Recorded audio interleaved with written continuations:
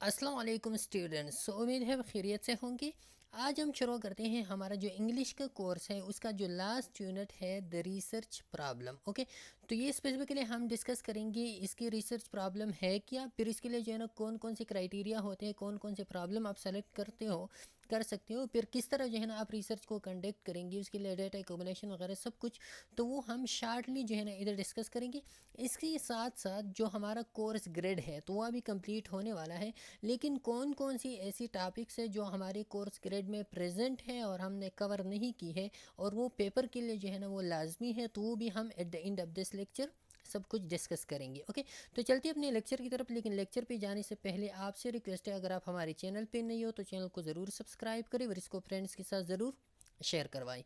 सबसे पहले what is research problem. Okay, तो a research problem is an educational issue or concern that an investigator present and justify in a research study। तो ये sample क्या होता है, ये एक प्रॉब्लम होता है, एक एजुकेशनल इशू होता है या ऐसी इशू जो एजुकेशन के साथ इसका कंसर्न हो। और इसका मेन वो क्या होता है कि एक इन्वेस्टिगेटर होता है, जो लोग रिसर्च कंडक्ट करते हैं वो इसी स्टडी पे इसी प्रॉब्लम पे काम करता है और उसको क्या करते हैं, उस प्रॉब्लम को जस्टिफाई करने की कोशिश करता है। रिसर्च स्टडी में उस इशू को जो है ना वो जस्टिफाई करते हैं। तो इसी को हम क्या कहते हैं, इसको हम कहते हैं रिसर्च प्रॉब्लम। सैम्पल एक ऐसा प्रॉब्लम जिसकी जिसके लिए जो है ना इन्वेस्टिगेटर होता है और वो उस एजुकेशनल इशू को जो है ना जस्टिफाई करता है, उसको डिस्कस करता है उस एजुकेशनल इशू को।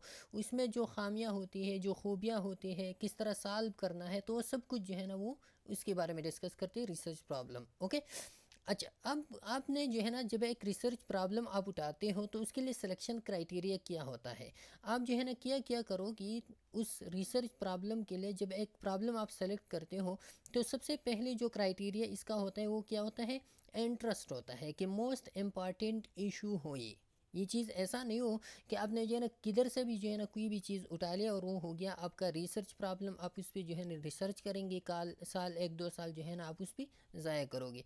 तो नहीं, वो इशू आप सबसे पहले उठाओगे जो क्या हो, मोस्ट इम्पॉर्टेंट इशू हो, वो जो है ना उसको जस्टिफाई करने की ज़रूरत हो सोसाइटी में।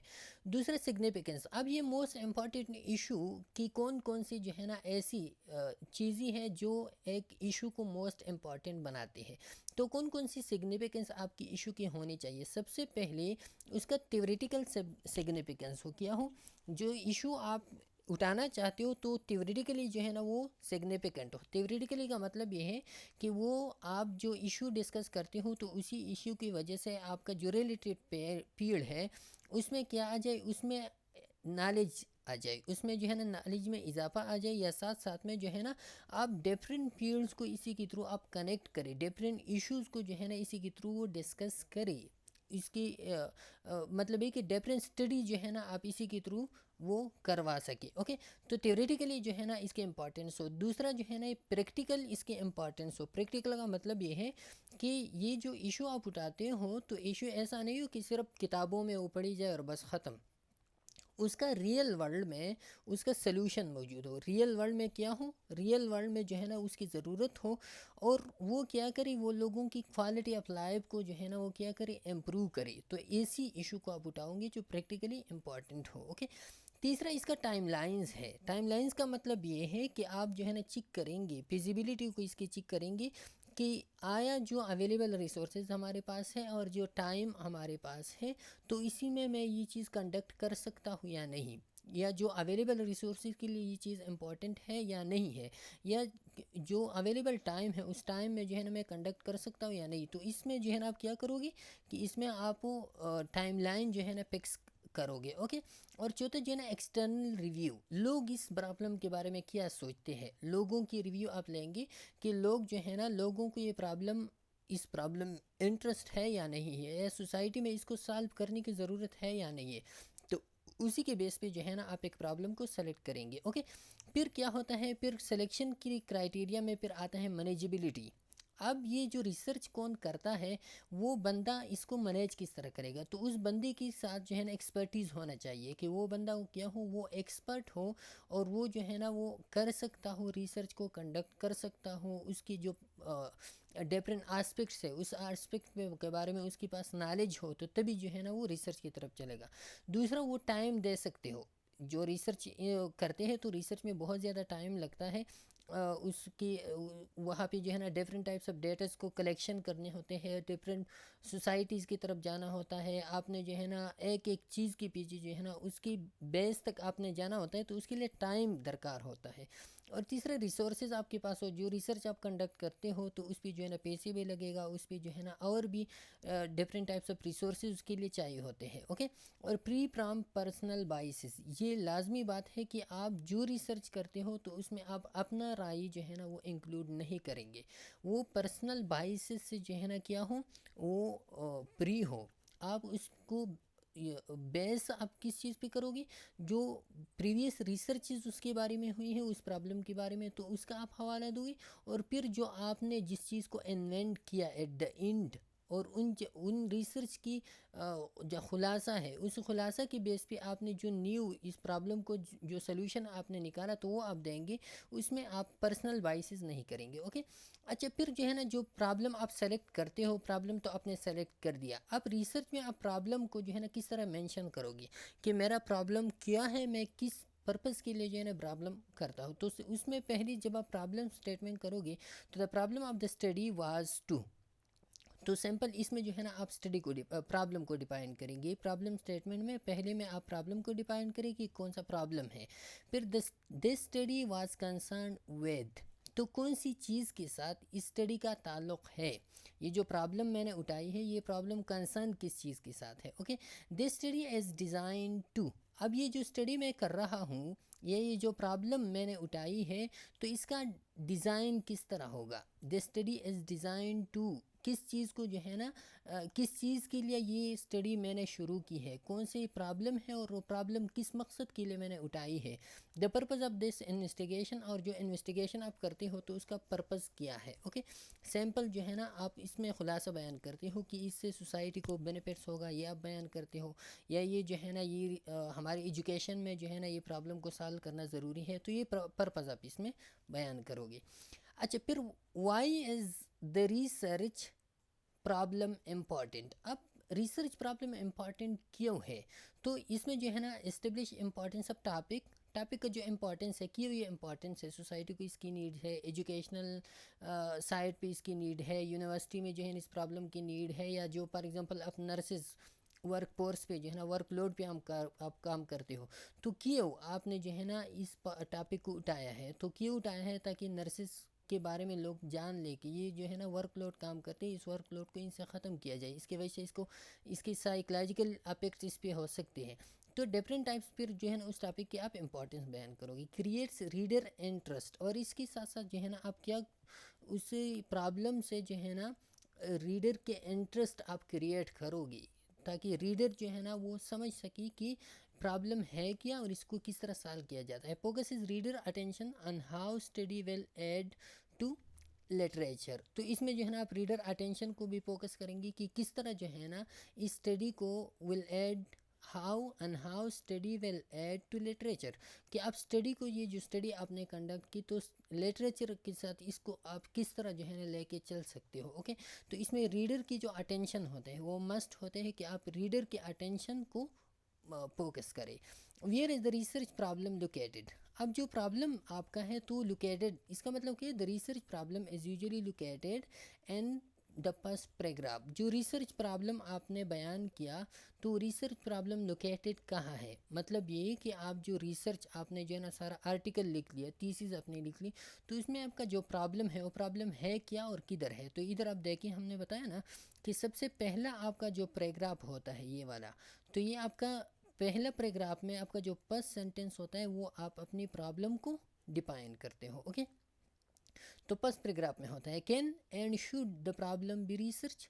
अब ये जो है ना, क्या ये प्रॉब्लम रिसर्च करना चाहिए, इस प्रॉब्लम के बारे में रिसर्च करना चाहिए, और क्या ज़रूरत है इस चीज़ की। Can you study the problem, क्या आप स्टडी कर सकते हो जो प्रॉब्लम आपने उठाई है, आप कैपेबल हो कि आप इस प्रॉब्लम को स्टडी करो। तो ये जो है ना, do you have access to research sites, जो different types of research sites है, अगर उनको आपका एक्सेस हो तो तभी जो है ना आप क्या कर सकते हो, आप प्रॉब्लम को सेलेक्ट कर सकते हो। आप में कैपेबिलिटी है, आप सोसाइटी में जा सकते हो, आप जो है ना क्या कर सकते हो, आपके साथ do you have time, resources and skills carry out no research. तो इस रिसर्च के लिए आपके पास क्या है, टाइम है, रिसोर्सेज है, स्किल्स है उस रिसर्च को कंडक्ट करने के लिए। तो तभी जो है ना आप कैपेबल होंगे कि आप रिसर्च को क्या करें, कंडक्ट करें। अच्छा, दूसरा, should you study the problem, क्या आपको ये प्रॉब्लम रिसर्च करना चाहिए या नहीं चाहिए, मतलब है कि सोसाइटी में नीड है या नहीं, कोई इस तरह की जो है ना एजुकेशनल साइड पे या कोई क्लिनिकल साइड पे इसकी नीड है या नहीं। तो ये क्या है, डज इट एडवांस नॉलेज, किया इसी की वजह से नॉलेज में इजाफा हो रहा है, जो थ्योरेटिकल इंपॉर्टेंस हमने बताया। Does it contribute the practice, कि इसकी वजह से जो है ना प्रैक्टिस में कोई तब्दीली आती है, जैसे कि हमने प्रैक्टिकल वीडियो में उधर हमने बयान किया। तो शुड में जो है ना फिर वो जो इम्पॉर्टेंस हमने उधर बयान किया ना, तो वो सारे के सारे इसमें आते हैं। ओके, अच्छा, इसके बाद जो है ना जो रिसर्च आप करते हो, तो रिसर्च के लिए आपके पास जो है ना, जब आप रिसर्च करते हो तो रिसर्च के लिए आपके पास कुछ ख़ास चीज़ें होना चाहिए जिस पे आप रिसर्च करते हो, और उसको हम कहते हैं सैंपल। सैंपल क्या होता है कि आप लेते हो और इसी की बेस पे जो है ना आप रिसर्च अपना करते हो। ओके, ये पॉपुलेशन से आप लेते हो। अभी जो है ना हम इसकी डिटेल बयान करेंगे। सबसे पहली पॉपुलेशन होता है, जिस पॉपुलेशन में आप रिसर्च करवाना चाहते हो उसको हम कहते हैं target population. For example Pakistan में आप केपीके की पॉपुलेशन पे जो है ना एक रिसर्च करवाना चाहते हो कि कोविड-19 का इन लोगों की साइकोलॉजिकल इफेक्ट्स इन लोगों पे क्या है, तो ये केपीके का पॉपुलेशन आपका टारगेट पॉपुलेशन है। फिर इसमें दूसरा आता है स्टडी पॉपुलेशन। स्टडी पॉपुलेशन वो पॉपुलेशन होता है जहाँ से आप सैंपल लेते हो। फॉर एग्जांपल आपने जो है ना स्कूल की या जो हॉस्पिटल नर्सेज होते हैं उस नर्सेज से जो है ना आपने सैंपल ले ली, तो सारे के सारे नर्सेज आपके लिए क्या बन गई, वो आपके लिए स्टडी पॉपुलेशन बन गई। और फिर जो है ना इसी स्टडी पॉपुलेशन से आप फिर क्या लेते हो, आप सैंपल लेते हो। ओके, अच्छा, sampling is the process of selecting observation a sample to provide an adequate description and interference of the population। तो इसमें क्या आप क्या कहते हैं, इंफियरेंस ऑफ द पॉपुलेशन। तो इसमें सैम्पलिंग, सैंपल ये होता है कि इसमें आप सैंपल को सेलेक्ट करते हो। सैंपल का मतलब है कि जो ऑब्जर्वेशन आप करते हो, जैसे कि मैंने आपको एग्जांपल दे दी नर्सेज का, तो जो नर्सेज आप उठाते हो ना, एक एक नर्स की आप जो है ना साइकोलॉजिकल इफेक्ट्स आप उसकी स्टडी करते हो, तो ये आपके लिए क्या है, ये सैंपल है। वो नर्स आपके लिए क्या बन गया, वो एक सैंपल बन गया। और इसी की सैंपल के बेस पे जो रिसर्च आप करते हो, तो फिर उस सैंपल से आपने जो डेटा उठाया है, वो सैंपल का डेटा आप सारी पॉपुलेशन पे जो है ना फिर वो एस्टिमेट करते हो कि ये जो स्पेसिफिक हमने नर्सेज का किया, तो ये सारी सारी के नर्सेज जो है ना वो इस तरह उन पे इफेक्ट्स हो चुके होंगे। Okay, sample at is a unit that is selected from the population. It represents the whole population. Purpose to draw the inference। तो ये क्या होता है कि एक यूनिट होता है, sample unit of the population होता है, और इसी पे जो है ना आप क्या करते हो, होल पॉपुलेशन को डिस्क्राइब करते हो। जैसा कि मैंने आपको बताया ना कि इसका मेन पर्पस क्या होता है, इंपीरियंस होता है। इंपीरियंस क्या है कि आप इसी सैंपल के बेस पे सारे लोगों को कहते हो कि आप में ये प्रॉब्लम है। फॉर एग्जांपल आपकी क्लास है, क्लास में जो है ना आपने 10 लोगों की साइकोलॉजिकल इफेक्ट्स ड्यू टू कोविड-19 हो आपने पढ़ी, तो उन 10 लोगों की जो रिज़ल्ट आ गया, वो आपने सारे क्लास पे जो है ना वो किया इम्प्लीमेंट कर दिया। तो ये क्या है, ये सैंपल है जो आपने इंपीरियंस की इससे सारी पॉपुलेशन पे। ओके, पॉपुलेशन क्या होता है, asset of which include all measurements आप इंटरेस्ट टू द रिसर्चर। तो इसमें क्या होता है कि जो मेजरमेंट्स ऑफ इंटरेस्ट आपके होते हैं वो सारी की सारी उस पॉपुलेशन में अवेलेबल होते हैं। मतलब है कि जिस चीज़ पे आप काम करवाना चाहते हो, जिस साइट पे आप काम करवाना चाहते हो, तो सारे के सारे क्या होते हैं, वो पॉपुलेशन में अवेलेबल होते हैं। Collection of all responses, measurements and counts that are of interest. जो आपकी जितनी भी रिस्पॉन्सेज फीडबैक्स होते हैं, जितनी भी मेजरमेंट्स आप करना चाहते हो, या जितने भी काउंट्स आपके होते हैं, तो वो आपकी पॉपुलेशन में प्रेजेंट होते हैं। और इसी पॉपुलेशन का एक सबसेट होता है, इसको हम कहते हैं सैंपल कहते हैं। क्या कहते हैं उसको, उसको हम सैंपल कहते हैं। ओके, तो सैंपल जो है ना, ये आपके पॉपुलेशन का एक सबसेट है जिसको आप स्टडी करते हो। आप सैम्पलिंग आप क्यों करते हो, मतलब ये कि आप सारी पॉपुलेशन को स्टडी क्यों नहीं करते, कि आप सब पॉपुलेशन के एक चंद लोगों को जो है ना आप उठाते हो और वो स्टडी करते हो। तो सैम्पलिंग इम्पॉर्टेंट क्यों होता है, get information about the large population. तो सबसे पहले इसका इम्पोर्टेंस ये है कि इसी के थ्रू जो है ना, अगर आपकी जो है ना 5 लाख पॉपुलेशन है, तो 5 लाख की तो आप ऑब्जर्वेशन नहीं कर सकते हो ना, आपके लिए डिफ़िकल्ट होता है। तो आप उसमें जो है ना 1000 लोगों को उठाते हो, उस 1000 लोगों की जो है ना आप ऑब्जर्वेशन करते हो, सारी पॉपुलेशन पे आप इम्प्लीमेंट करते हो। तो इसी के थ्रू जो है ना क्या करते हो, आप सैम्पलिंग के थ्रू आप सारी पॉपुलेशन को स्टडी करते हो। दूसरा इसका फ़ायदा ये होता है कि लेस कास्ट होता है। लेस कास्ट ये होता है मतलब ख़र्चा ज़्यादा नहीं आता, और लेस फील्ड टाइम, इस पर जो है ना टाइम भी ज़्यादा खर्च नहीं होती। एक तरफ आप सारी पॉपुलेशन की स्टडी करते हो तो उस पर ख़र्चा भी ज़्यादा आएगा, और वो जो है ना टाइम भी आपसे ज़्यादा लेगा। लेकिन सैम्पलिंग में जो है ना आपसे टाइम कम लगता है। दूसरा, ये मोर एक्यूरेट होता है। जब आप सारी पॉपुलेशन को स्टडी करते हो तो हो सकता है कि आपसे कोई गलती हो जाए, लेकिन सैम्पलिंग में आप चंद लोगों को उठाते हो, आप जो है ना चंद लोगों को सेलेक्ट करते हो, और वो चंद लोग जो है ना फिर क्या होते हैं, वो आप एक्यूरेटली जो है ना आप फोकस वाइज उसको स्टडी कर सकते हो। Okay, when it is impossible to study the whole population, और ये तब हम करते हैं ये सैम्पलिंग जब हमारे पास सारी पॉपुलेशन को हम स्टडी नहीं कर सकती, सारी पॉपुलेशन बहुत ज़्यादा होता है। ओके, अच्छा, अब सैम्पलिंग जब आप स्टडी करते हो तो सैम्पलिंग की स्टडी के डिफरेंट डिज़ाइंस होते हैं। उस डिज़ाइंस के बेस पे जो है ना आप सैंपल को सेलेक्ट कर सकते हो। ओके, डिफाइन पॉपुलेशन, सबसे पहले तो जब आप सैम्पलिंग करते हो तो आपने पॉपुलेशन को डिफाइन करना है। पॉपुलेशन का डिफाइन मतलब ये है कि आपने टारगेट पॉपुलेशन को ढूंढना है कि कहाँ पे आप रिसर्च करते हो। दूसरा, डिटरमाइन सैम्पलिंग प्रेम। अब जो है ना आप सैम्पलिंग प्रेम को जो है ना आप सेलेक्ट करते हो, और इसमें आता है फिर डिटरमाइन सैम्पलिंग प्रोसीजर। तो ये क्या होता है कि सैम्पलिंग प्रेम को आपने सेलेक्ट कर दिया, सैम्पलिंग प्रेम के बाद आप जो है ना फिर क्या करते हो, determine sampling procedure.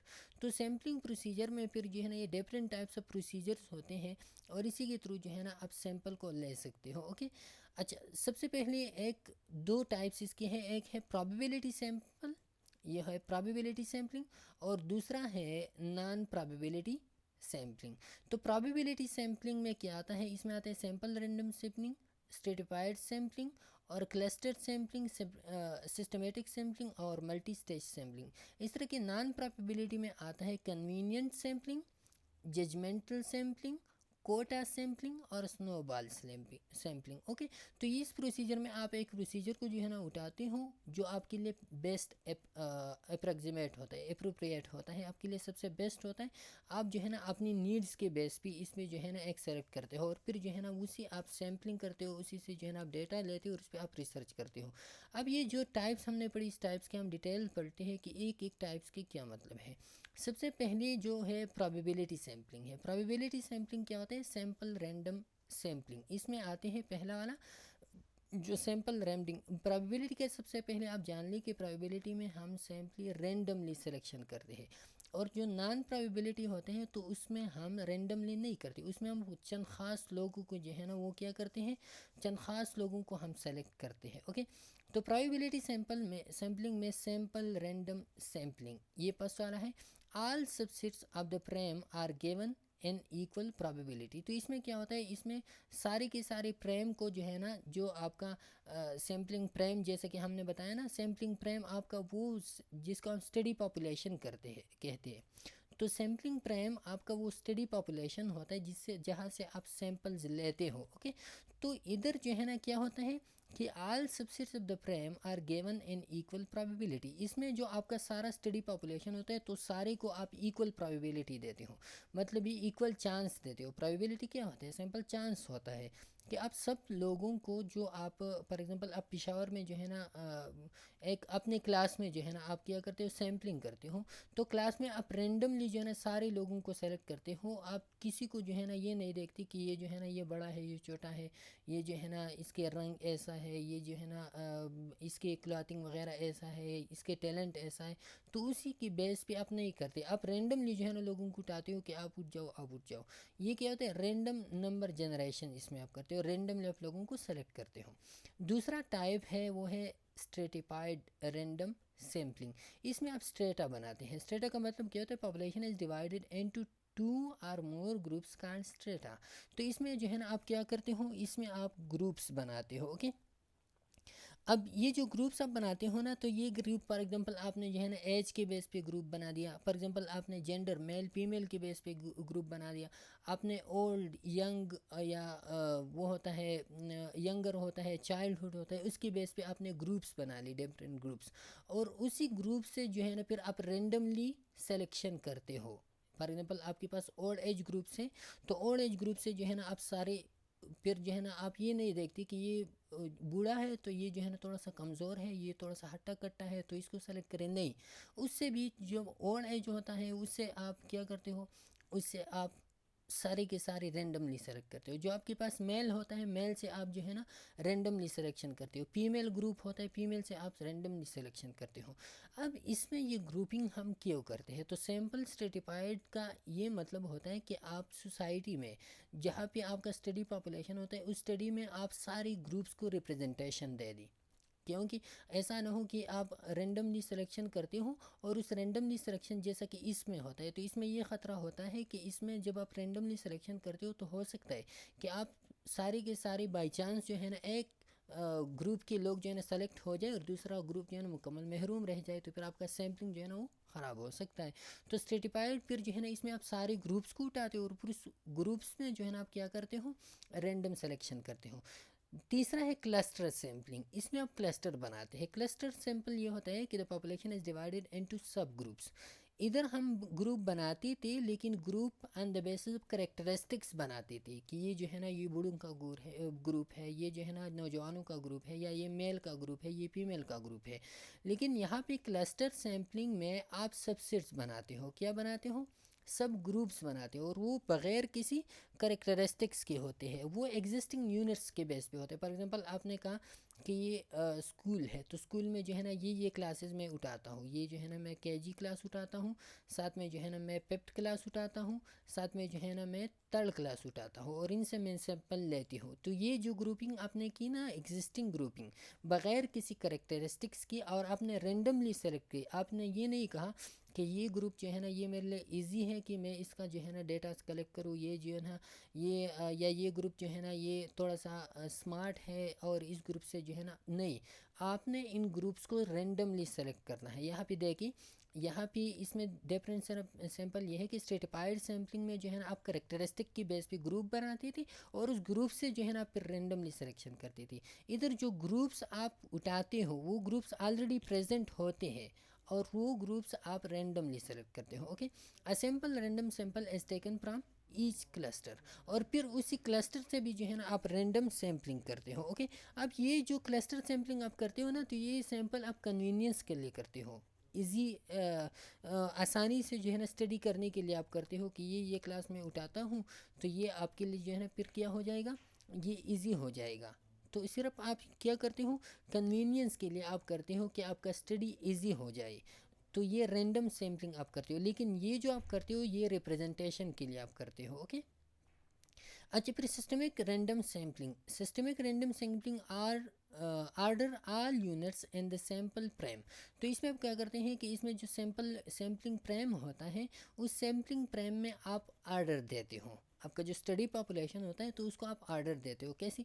Then every nth number on the list is selected. तो फिर nth नंबर आप सेलेक्ट करते हो। फॉर एग्जांपल आपके पास जो है ना आपकी क्लास है, तो क्लास के सारे लोगों को जो है ना आपने आर्डर दे दिया। आर्डर मतलब आपने रोल नंबर दे दी, ये रोल नंबर 1 हो गया, ये रोल नंबर 2 हो गया, ये रोल नंबर 3 हो गया, ये रोल नंबर 4 हो गया, और इस तरह आप आगे जाते हो। ओके, तो ये क्या होता है, इसमें आपने रोल नंबर दे दी, लेकिन ये रोल नंबर आप ऐसा नहीं करते हो कि ये बंदा जो है ना ये बड़ा है, इसको पहला रोल नंबर दे दो, या ये काबिल है, इसको पहला रोल नंबर दे दो। नहीं, आप रेंडमली रोल नंबर्स देंगे, जो यूनिट्स होते हैं यूनिट्स आप देंगे, आर्डर देंगे उसको, और फिर जो है ना आप उससे सिलेक्शन भी रेंडमली करोगे। आप ये नहीं कहेंगे कि मैंने जो है ना 1 वाला उठा लिया, फिर जो है ना 2 वाला उठा लिया, फिर 4 वाला उठा लिया क्योंकि ये मुझे पसंद है, या इससे जो है ना डेटा इजीली कलेक्ट होता है। नहीं, आप जब रेंडमली सेलेक्ट करते हो तो nth नंबर सिलेक्शन आप करोगे। nth नंबर का मतलब ये है कि आप कहते हो कि हर दूसरा नंबर जो है ना मैं उठा लूँ, तो 1 उठा लो, फिर 3 उठा लो, फिर 5 उठा लो, फिर जो है ना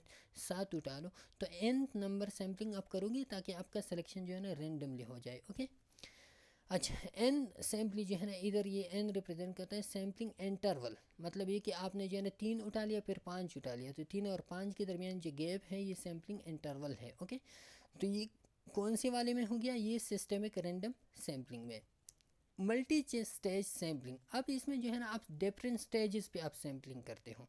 डिफरेंट स्टेजेस पे आप किस तरह करते हो कि इसमें जो है ना आप क्या बनाते हो, इसमें भी जिस तरह कि हमने क्लस्टर सैम्पलिंग में बताया ना कि उधर जो क्लस्टर हम बनाते थे, इसी तरह की स्टेजेस इधर आप बनाते हो। लेकिन क्लस्टर सैम्पलिंग में आपने जो है ना फिर रैंडम सिलेक्शन करना होता है। इसमें जो है ना आपने एक सीरीज़ वाइज आपने जाना होता है। किस तरह, फॉर एग्जांपल मैं आपको एक एग्जांपल बता दूँ। जैसा कि आप जो है ना वो रेत, जब लोग जो है ना उसको क्या करते हैं, साफ़ करते हैं रेत, उससे जो है ना जो बड़े बड़े पत्थर निकालते हैं ना, तो ख़ास उसका वो होता है जिसके थ्रू जो है ना वो उसको पास करते हैं। तो जब उससे पास करते हैं तो उसी के पास करने से जो है ना वो क्या होता है, सबसे पहले उससे जो है ना वो मुकम्मल छोटी छोटी रेत जो होता है वो निकलता है। फिर जो है ना थोड़ी सी उसमें जो पत्थर होते हैं वो बाहर आते हैं, फिर जो है ना थोड़ी सी और बड़े पत्थर वो सेपरेट होते हैं। तो ये क्या होता है, ये स्टेज बाय स्टेज। तो इधर भी जो है ना आपने जो क्लस्टर बना दी, तो क्लस्टर जैसा कि फॉर एग्जांपल आप जो है ना सारे पाकिस्तान में कोविड-19 का जो इफेक्ट्स है उस पर आप रिसर्च करते हो। तो सबसे पहले आपने जो है ना क्या कहते, प्रोविंस वाइज आपने जो है ना सैम्पलिंग किया। प्रोविंस वाइज जो है ना आपने लोगों को सेलेक्ट कर दिया और प्रोविंस, हर एक प्रोविंस में 5-5 बंदों को आपने उसका डेटा कलेक्ट किया।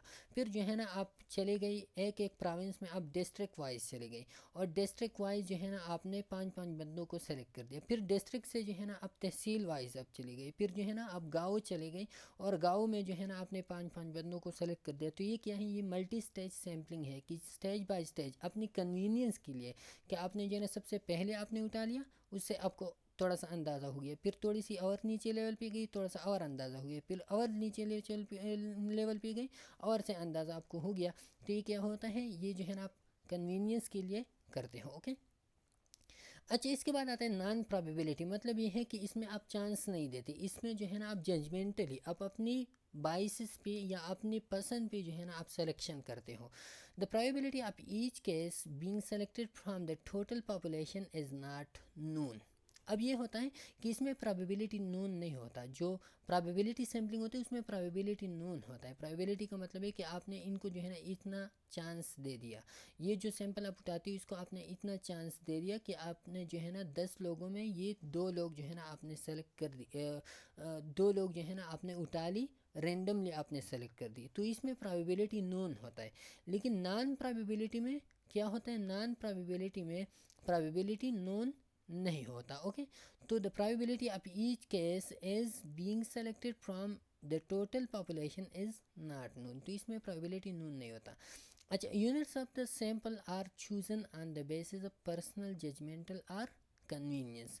तो इसमें आप जो यूनिट सेलेक्ट करते हो ना, वो यूनिट्स आपका क्या होता है, वो यूनिट्स आप अपनी जजमेंट पे या अपनी कन्वीनियंस पे जो है या अपनी बाइसिस पे जो है ना आप वो सेलेक्ट करते हो। जैसे कि मैंने आपको बताया ना कि इसमें जो है ना आप खुद सिलेक्शन करते हो कि ये बंदा मुझे चाहिए, ये मेरे लिए अच्छा है, या ये ग्रुप जो है ना ये मेरी रिसर्च के लिए ज़बरदस्त है, इसको मैं सेलेक्ट करता हूँ। तो ये आपका नॉन प्रोब। अब इसके टाइप्स हैं, सबसे पहली कन्वीनियंस सैम्पलिंग है, फिर कोटा सैम्पलिंग है, फिर जो है ना जजमेंटल सैम्पलिंग या जिसको हम परपुजियस सैंपल भी कहते हैं, और स्नोबॉल सैम्पलिंग है, और सेल्फ सेलेक्शन सैम्पलिंग है। ओके, कन्वीनियंस सैम्पलिंग क्या होता है, convenience sampling involve choosing responsibles at the convenience of the researcher.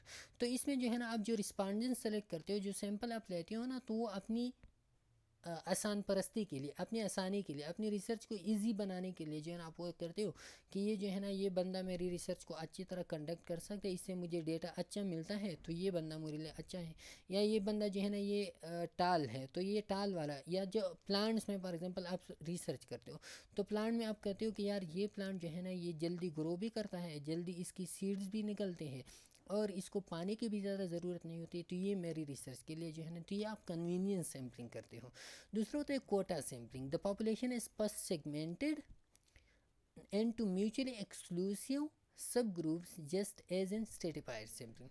तो ये जो कोटा ग्रुप होता है, इस पे आप कोटा बनाते हो। कोटा बना का मतलब ये कि इसमें जैसे कि आपने स्ट्रेटिफाइड में स्ट्रेटा बना दी ना, तो उधर स्ट्रेटा आपने बना दी, उससे आपने रैंडम सिलेक्शन करना था स्ट्रेटिफाइड सैम्पलिंग में। इधर आप जो कोटा बनाते हो, तो ये कोटा आप अपनी जजमेंट के बेस पे, ये ग्रुप जो है ना ऐसा है, इस ग्रुप को जो है ना मैं इस तरह जो म्यूचुअल एक्सक्लूसिव, जैसा कि आपको पता है ना कि एक ग्रुप दूसरे को अफेक्ट नहीं करता। अब जो है ना एक ग्रुप अलग से और दूसरा ग्रुप अलग से अपनी जजमेंट के बेस पे जो है ना आप स्ट्रेटा बनाते हो। ओके, अच्छा, फिर इसके बाद आता है जजमेंटल सैम्पलिंग। तो research employs his or her own expert judgmental about.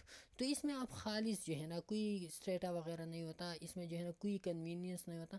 आप अपनी वो कहते हो कि यार ये बंदा जो है ना ये मुझे पसंद है, ये हो गया। ये दूसरा जो है ना फॉर एग्जांपल ये प्लांट जो है ना ये मुझे पसंद है, ये मेरी रिसर्च का हो गया, बाकी को छोड़ो, ये प्लांट मुझे पसंद है। या ये शख्स जो है ना ये टाल है, ये मेरे रिसर्च के लिए अच्छा है, ये पकड़ो।